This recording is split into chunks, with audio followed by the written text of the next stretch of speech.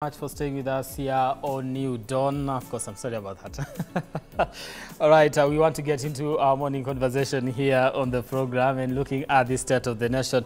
And of course, we are going to start with the standoff that has hit the development of the fourth revenue sharing formula among counties. This is after the governors rejected the proposal by CRA, and of course, that particular, that particular proposal has been rejected because, according to the governors, or rather, the proposal itself, looks at it, and the counties are saying 24 counties could likely lose 12.2 billion each, which is approximately 500 million for each particular county.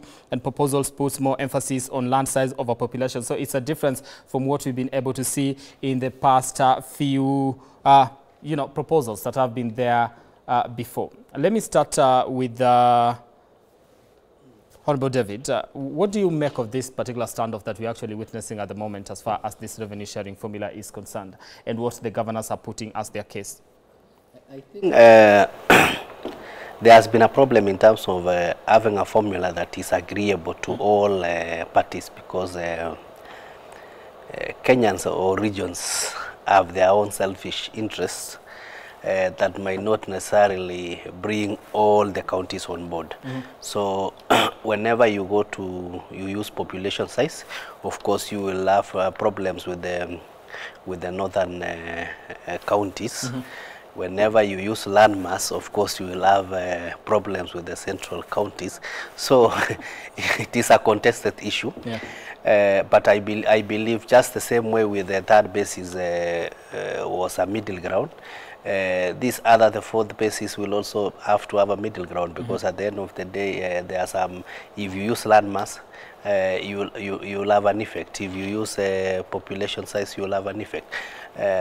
But basically, in terms of looking for the default funds, what they are supposed to use, you are supposed to both parties have have legitimate concerns, because actually you spend on people, so the people are very important when it comes to revenue sharing. But also you do infrastructure, and the size of the land mass for the counties also becomes important. So there should be a middle ground in terms of percentages, to say that a certain percentage goes to factor in the land mass, a certain percentage goes to factor in the population size, a certain percentage goes to factor in maybe the geographical and equity issues in terms of development, in versus where the county is in terms of development. So there are quite a number of variables that need to be looked at. So I believe maybe where we are currently, the CRA is currently engaging all the stakeholders through public participation, so that they can hear their views. Once now they have all the views from all the concerned parties, because even as we have appeared and gave our views to CRA. What are those views from your position? What are some of the views that you've been able to give out, and some of the my position, if I take the selfish interest as the resident of Uasin Gishu, as we have the population and we have also the land mass. So we are always not affected by... So whichever way it goes, whichever way the effect in terms of affecting the total ratio that will come to Uasin Gishu will not be affected so much. But my point is, so that we don't enter into the other, you remember there was such a proposal that gave a lot of problems when it came to the Senate, and there were quite a number of drama that was associated with it. So that we don't enter into that box, I believe the government is aware, and finally, what will come for debate is a formula that is agreeable to all the parties, so that we can move as a unit, not as divisions in terms of land size and population size. Okay, Rachel, let me come to you. How do we get, because there are counties that are going to gain, some are going to lose, but in whichever formula you propose, I don't believe there'll be everybody gets to win. There'll always be that person that gets the short end of the stick. So do we leave the selfish interests aside and say, let's focus on the bigger picture? Or where exactly how do we navigate around this particular proposals and say, by the way, now this is how we get to improve devolution as far as making sure that each particular county gets its rightful share and what it deserves? I think one, apart from the parameters that Mheshimiwa has enumerated, of importance for me would be physical need. That is the development need of these constituencies or the counties, you know. And then remember, we also have the equalization fund that now caters for the special circumstances, like for the northern region, you know. So if we would look at really the physical need of the counties, that would guide us. Because I have also an issue with how the budget sometimes is done, which is merely incremental. And some of these things, that's why we have many white elephant projects within the counties, and eventually leading to a lot of corruption dealings that we are seeing.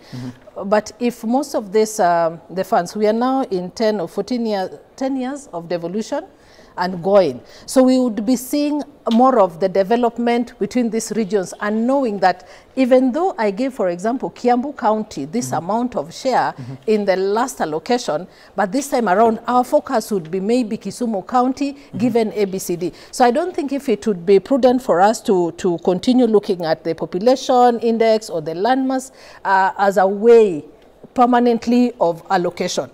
We need to move from how many people reside in this particular county, and now look at the developmental issues within the various counties, and that would guide, properly guide on whom do we allocate what. If there are many, for example, if the northern region are missing out on hospitals, for example, then can we focus the share of the revenue to ensure that they have what they are missing, as opposed to continuously focusing on the population index of a region, that one-man shilling. I think that would not be really fair, because you'd also realize that, yes, Nairobi is densely populated, one of the densely populated counties that we have, and a lot of revenue comes in, but they also have other revenue channels. You get it? So if they say that we continue going with the population or the landmass, and then where do we also factor in this other revenue generation or revenue streams that come in within the counties?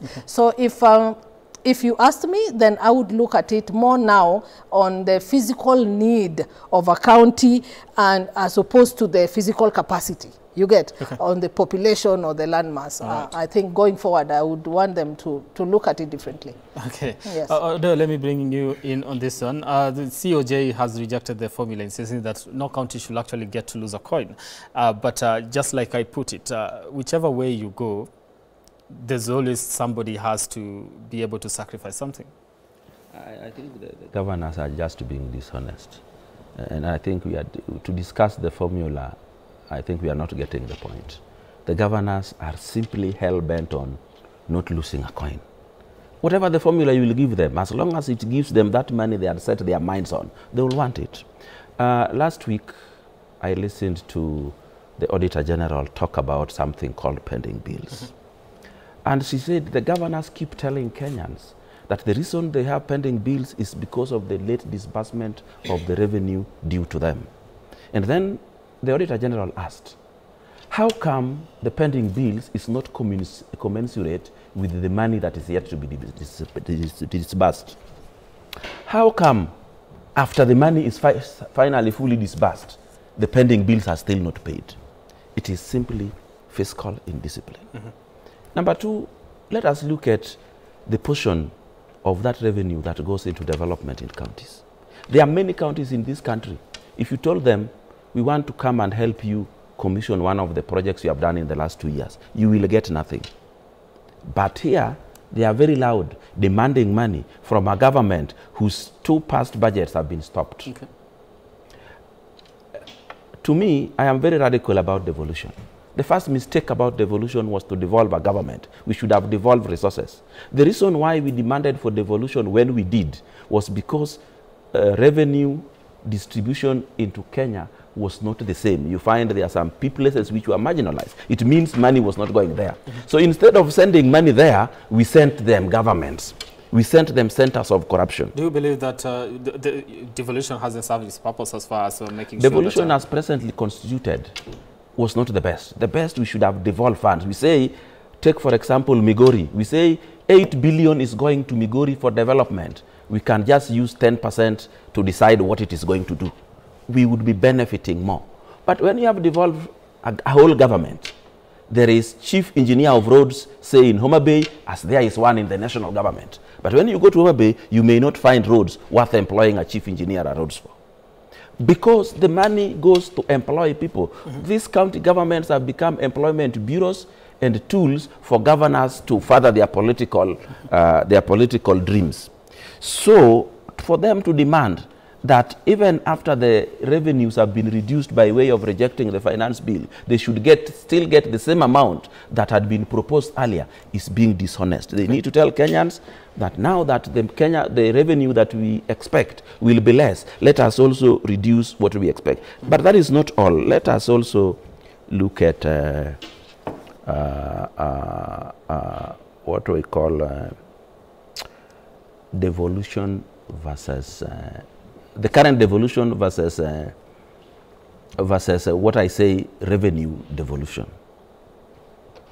We need to fix the number of people that can be employed in county government. Okay. We need to fix the amount that these people can spend on development versus on recurrent and enforce it. It may be fixed, but it is not enforced. Okay. We must enforce it. Otherwise, we will be sending money to county governments, and the governors use it to do their own things and come back and demand from the national government that we need more money, we need to develop the counties. They need to take into account the money. Yes, there's something that Mheshimiwa Widia said that I don't know why he would think in that manner. Okay. That if, for example, 8 billion were to be sent to Kiambu County or to Migori, as opposed to having a county managing that same amount, then we are not going to see any development or any initiative to use that money prudently.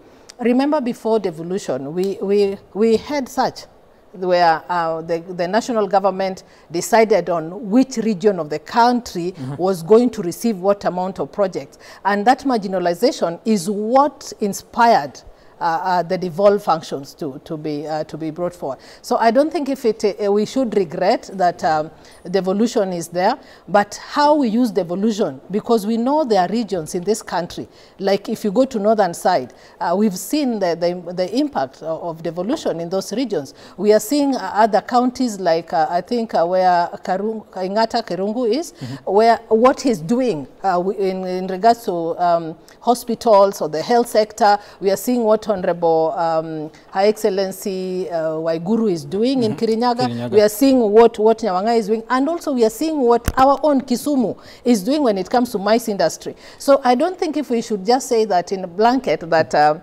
if the amount was given to national government, then probably it would be prudently used. But I think what we need to focus on is telling the government or the people in leadership that they have been put there for a reason. Okay. But if they continuously and corruptly lead the counties, these are the counties where people cannot point any development initiative, whereas they are the first ones to cry out that we are not receiving what? We are not receiving revenue. But then what are they doing? Even with their own source revenue, can they stand and say, this is what we have done? Hence, if the government was consistently to give us funds, then we would move from level A to level B. I think it's a good initiative, but if only used well, like we are seeing in other counties, then all the counties in Kenya would today say for sure we have seen the benefits of devolution. Okay, and I think Rachel has managed to get the second bite before I have one. I want to agree with Odoyo on the issue of what it was meant. I think the issue, the complaint was, in terms of development, it wasn't there wasn't equity in terms of development, and that is why we came up with devolution. And devolution was to create that equity in terms of development, and that is why Owidi is saying that looking at the current structure, even if you look at the BFM Act, it is very clear that what goes to to HR issues is not more than 35%. But I can tell you, you will have counties even eating at 55% in terms of personal emoluments, because every governor has to come with its own package. And the other governor also left his own baggage of permanent and pensionable. This one also comes with his own baggage of people of permanent and pensionable, to a certain extent whereby actually you'll have counties as actually employment for governors, cronies, and people would actually, they don't even work, they just follow the government from point A to point B, because you'll actually get a situation whereby a governor goes to inspect a kettle or takes around 5 liters of acaricide and is accompanied by 50 vehicles and a convoy of about 500 people, and the worth of that acaricide is only maybe 30,000 or 20,000 for that matter. So there is something technically wrong when it comes to the way currently the way counties have been configured, the way devolution have been configured. One, we need to ask ourselves, are 47 counties affordable? The answer is a big no. So if we have even to go to the political devolution and the governance devolution and also the resources devolution, we have to look at what is affordable. And the basis where we had, may I finish? The basis where we had in Bomas around 14 counties, I think it lays a lot of credence whether we can actually revert to that. Secondly, the structure of counties is more on recurrent and less on development. So you will have cases whereby we are bumping in a lot of money to counties, but it goes to fund recurrent expenditure. It goes to fund corruption in counties. I was even told, I don't want to mention the counties, but I think this is the frontier region, that when the auditor wants to go there, he might not reach there because there will be landmines in between. So he will just hang here in his YOLO, and audit books will be brought there for sanitization, and off it goes. I want to get something from you. So basically, I think what we are saying is the current configuration of counties should be actually, if we are even looking at the formula, because we are currently discussing the formula, it should be function based. What function is the county A doing? That function is now funded. You get, and then we now sum the cumulative total of the costing of functions, so that we stop this idea of saying that, and I don't know why we have to come with is it in law that we have to come with every now and then we have to come with a formula? These people were sitting in CRA. It is 12 years after devolution. They have never established a formula that works, so that every now and then they have to bombard our heads with a new formula, or what is the necessity of this formula. So they also need to come up with a formula that is agreeable, and they stop there, so that okay, talking about a formula that works, the current one that you're actually using, you know, it took close to 10 settings because there's so much opposition that was put forward as far as agreeing to that particular formula is concerned. 10 sittings were, people held 10 sittings but still could not agree. Senators whose counties were losing could not agree. And now the intervention of President, that is Uhuru Kenyatta, coming in and saying, of course, now we need to, increase allocation to counties so that no county loses funds, quote unquote, because and that's the coin that, or rather the term that we are seeing right now when governors are actually coming to play. They're saying no county should actually get to lose a coin. Are we looking at a possibility of saying, of course, now to be able to agree on this one, then an increase when it comes to allocation, it's something that we actually get to consider? You remember when I spoke, I told you that there are many counties in this country where they have no projects they can point. But in those counties, you will find national government projects there. So increasing more money into those counties means you are still putting that money in the pit that goes. We need to tell the governors that Kenya is one. If we give you 6 billion, use it. If it is 4, use it also, because they purport and pretend to be demanding this money for their people. But majority of them, when you go, you don't find the work the money has done. Money is going to counties. Majority of it goes into recurrent expenditure. Consumption, let me say so, goes into consumption. So let us be fair. In fact, the only way we will get them come back to their sanity is when we put them on the hot plate. Tell us what we have done with it. Let them be audited properly. In fact, having pending bills should be a criminal offense because money is supposed to be spent according to the budget. And if you have received the full allocation of the budget, why do you have pending bills? It means you flouted the PFM Act. And because this never happens to governor, they are too big to be arrested. They are too big to be taken to court. They are too big to be dealt with the way other people are being dealt with. They think they can get away with anything. Okay. So I think we also need to tell this country, we collect, say, 2.6 trillion. Collect. We need 1 trillion to deal with external debt. We need another one for the recurrent of the national government. We need another 400 for the counties. What is left? So people keeping demanding like a child demanding food because it's hungry, but seeing the granary is empty, I think is being dishonest on the part of the governors. They've given a defense of that. Let me come to you. And, that particular point brings me to my next question, which is about the 400 that had been allocated in the 2024-2025 financial year, especially to counties. But now with that not in place, it has been reduced. Proposals are there to get to reduce that to 280. And they say, okay, 280, you're slashing 20 billion away from whatever you had actually promised us, which is less than what we initially were getting, which was 285. He's saying that you're looking at the granaries, you're seeing it's empty, but yet you keep crying. But the defense that has been given is that despite the slashing of the Finance Act, that should not be used as a defense when it comes to slashing the county allocation. So what is it? Absolutely, because first of all, their allocations are not based on the proposed budget or the financial year 2024-2025. It is based on the audited financial year that is passed.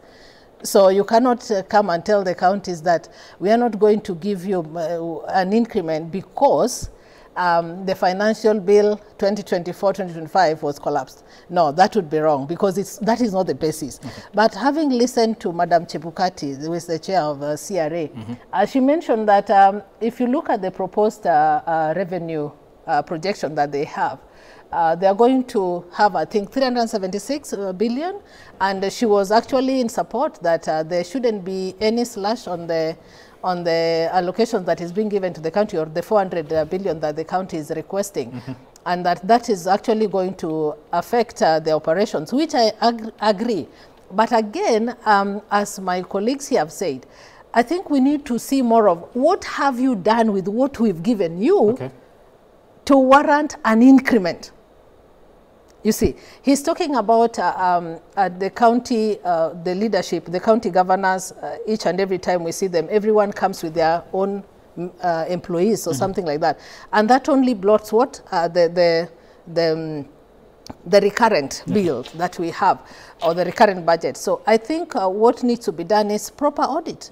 Why then were we having, you remember I talked about incremental budgeting, why the last financial year, 2021-2022, we had recurrent at this level, 2022-2023, we are having at this. If there is no justification, then the Auditor General should put a mark and a red pen and say, we are not going to give you this because we are not just giving you money because the country is generating more revenue, but we are giving you money because there is need for us to add you more allocation. But if that is not done, then we'll continue seeing a lot of corruptions within the counties and money not properly being utilized because of why they want more money, whereas they don't know what they want the money for. Okay. Yes. Right, 30 seconds, I want to take a break. Just to correct, it is not the work of the Auditor General to determine how much money a county gets. It is the work of the CRA and Parliament to decide how much, and then it is the work of the County Assembly to budget those funds. The Auditor General just comes in now to look at how it was spent, whether it was spent properly. So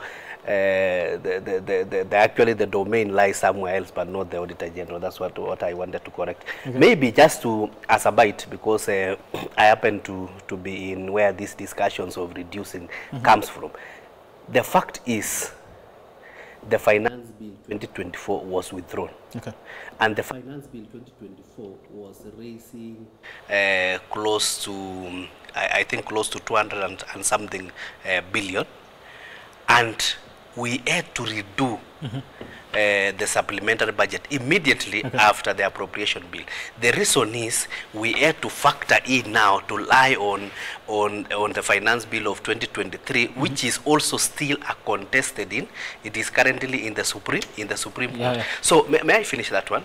So when it came to now cutting to the size, every arm of government was affected. Right. The executive was affected to around 122 billion. Parliament was affected to 3.7 billion. Okay. Judiciary was also affected. Right. So how comes, may I finish? How comes the county government thinks they are outside this orbit of resource envelope that has been affected, that they are the only ones who are saying, no, don't touch ours. So everybody else has been touched. Why do you think that yours will be backed so on what? And just as I finish, you should know also, apart from the shareable revenue, we also give them what we call conditional grants. Last year alone, the conditional grants that were given was around 35 billion. And these are counties, when you even want to hold a national ceremony, even hiring a tent or even paying for debts for street lights is always an issue. So there is a lot of mismanagement of funds that goes to counties. But let us tell them that we are in Kenya. Everybody is cutting their expenditure to size based on the resource envelope. So they should also expect that they are not going to have all their cake and eat it. Okay, thank you so much for that particular point. I do want to take a break here. My director seems to want to kill me. We take a break. We'll be back in a few. And of course, still talking about the state of the night.